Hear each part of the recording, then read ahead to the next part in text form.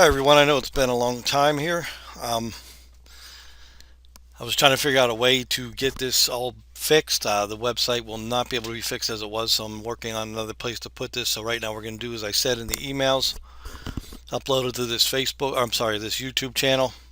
So at least you guys can get some information. I'll figure out a way to make it private, or like I said, working on something else. I mean, the website had been live. It would have been on April 13th. It would have been 13 years. So I'm still going to do this. And I'm still trying to get the information from the site from a compressed zip file, but they have yet to give it to me, so I can get that handbook back and try to get that somewhere and all that other stuff together. But this will be a good fix in the medium term. So again, I've been following the markets, obviously.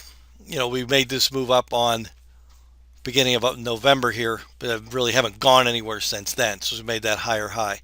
A nice track up. I mean, that was a close of 394 to 69, and what was it, about a month later we're still in the same place. This was the candle I've been watching recently, the move we made on the 30th, last day of November. I didn't want to see those buyers being taken out, and I don't think we ever closed below this low. Let's throw a price line in there. Yeah, we did have one close maybe below that low, one there close. That was on Friday, so we got to watch that move on Friday. We don't want to take out where those buyers got aggressive. That's what you're looking at. Where all those buyers came in, there's something going on that day. There's a lot of volume, obviously news. So you don't want that to be going away. If it starts taking out those sellers, they go, oh, well, I guess we're going to have to wait again. So that's how they got to look at it. Futures are open in about 10 minutes. I don't know if we'll still be on, but I don't think that's going to be really a lot of fireworks tonight. This is the chart that we're mainly watching. Probably on the Qs too. I had this way before this website went down, but this is this weekly. Low, lower, high, low, lower. Well, that's the move we're looking at. Low, lower, high, low, similar low. Got to get over that 431.73, so call it 432 on that weekly. This is the first close below the previous week's low. Well, is it? The low was 393.30. So no, yeah, we closed at pretty much last week's low. So again, that's another sign for the short term. We don't want to go below that low. Even though it's not a straight line ups and downs on the week, we don't really want to start taking all that out. And this is the level at 410, 411 that I had tagged from before. Wanted to go over that move. So that's really not the one we're looking for. So I'm going to take that out so we don't confuse anybody. But on the weekly chart, we still want to start. We want to start making higher highs and higher lows. Because again, this high that we have is January 3rd of last year. I'm sorry, of this year. So that's the chart we need to focus on. We'll go look at the Qs. Same thing on the weekly we're looking at. Low, higher low, low, higher low, or lower high. Similar to lower low. Got to get that up to 334 at least. That's not as close as the SPY is. But same look on that weekly chart as well. Take a look at this on the daily and then the IWM on the daily. It's kind of doing pretty much the same as the Qs. We made that move again on November 10th and really haven't gone anywhere since. So we get that Santa rally that they talk about. That's usually about, what's they call it, the 5 days before Christmas or before the New Year. That we just got to see if we get a little run and see if 23 is a little different, because 23 has been not fun at all. IWM is still holding way above that low to put in this year at like 162.78. We still got to make that move above. I don't think this is much we're worried about on the weekly chart. But if we could get above this high right here, I'd say call it 201, 243 cents, that would change things a little bit too. So as we look at on the IWM. Now going through the list of stocks tonight, we look at our normals. Apple's been hanging around the lows. Again, hasn't really gone anywhere since November 10th. So again, a lot of these charts aren't doing anything specific. Now if we get a run down, you try to get a buy between, if you're gonna try to get it at the lows between these lows that have put in about 133, 134, and the lows at about 130. Again, really not a high to break through. You'll see on a couple of these other charts what I'm talking about, but if it's going to go up, the key level is probably around that 163. IMZN, Amazon's just not doing very well right now. I don't know if people just don't believe in it, but I mean, this is not really, I mean, you got to look at this. What is this? 94.95, 84.85. That's probably your key level, and it's only short-term level because you see that hanging around that 84.85 level. If it breaks through there, obviously going lower, but again, really see no upside unless we get back above 102 or 103. And Tesla's been doing kind of the same things as Amazon, hanging around that 160, 161 level. You know, they put a lot of turmoil in that area. And that's just the recent lows. There's really nothing to do with it back here. Again, maybe that 160 level, 161, I'm sorry, maybe that is a level. Because that was a resistance level right in here, just around that 155, 160 before it broke out in November of 20. So, I mean, that's a lot of buyers taken out if it goes below there. And then Google on the daily.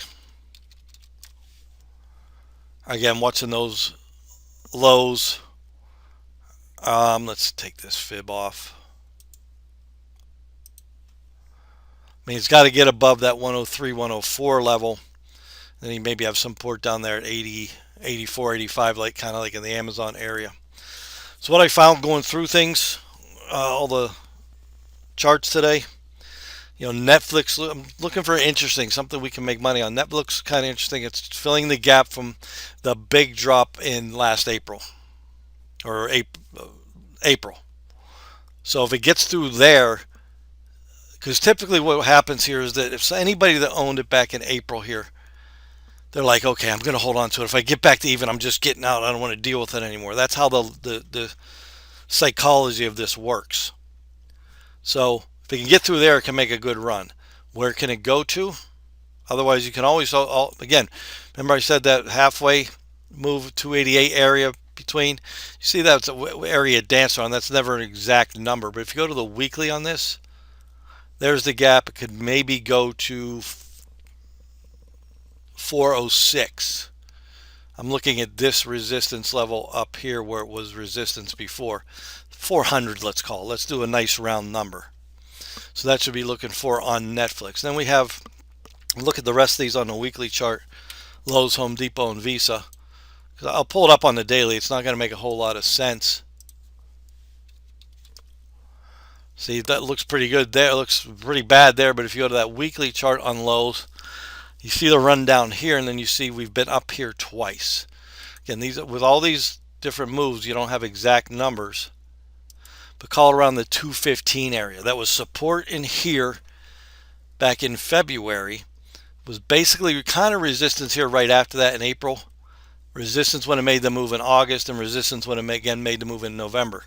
If it gets above there, we could make it. The first initial move we'd be looking for is here at 238, 235, 240 in that area.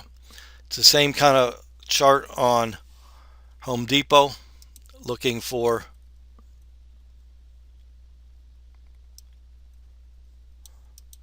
kind of like that area, call it 325. Not as clear as Lowe's, but it was in the area of resistance. Let's let me move this because we made that move here. 330. Again, that makes a little bit more sense in there, but that could run up to 374. But you see how that it was resistance one other time. You get that W pattern. W patterns are pretty good because you run down, make the low, run up, make the high, run down, make a similar low, run up, make a similar high. It busts through, you usually get a move. And you can sometimes, instead of using fibs, you can measure the move from the low to the high. So ballpark it at 265, ballpark it at 330. That's 65, can make 65-point move higher off of that pattern. And it would take about as long as the pattern came to form, which would be a couple of months. To make that move. So don't get too crazy about that's going to happen real fast. Then again, Visa is a similar situation, but not as much of a big move maybe coming. You see how this 217 area has been resistance 3 times since it's been down here, right there in June, right here in July and August, and again right now. So it gets through there, you got a level maybe 225 to run to, and then 235 up in there. I was looking at the banks. The banks have made some decent moves. That's Goldman Sachs making a run up, but pulling back a little bit. Uh, Resistance area was right around here, as you can see, about 380. That didn't hit it perfectly. And this is a weekly chart. See how it pulled back because that was all that support back in here in August and August through December of last year. So that's where that stopped at. And like Bank of America, not another not too bad one. That had that 37 level in there, got pushed through there pretty good. Made a high of actually 38.60, but that became resistance there. But that's making a serious move down on that weekly, and with the trading banks right now it'd be tough with what's going on with interest rates and kind of stuff like that. As that fluctuates or gets worse or gets better, those banks will react sort of to that more than sometimes the technicals. So again, if you have any questions, you have that email that I sent you all the information from. Just use that to get back to me.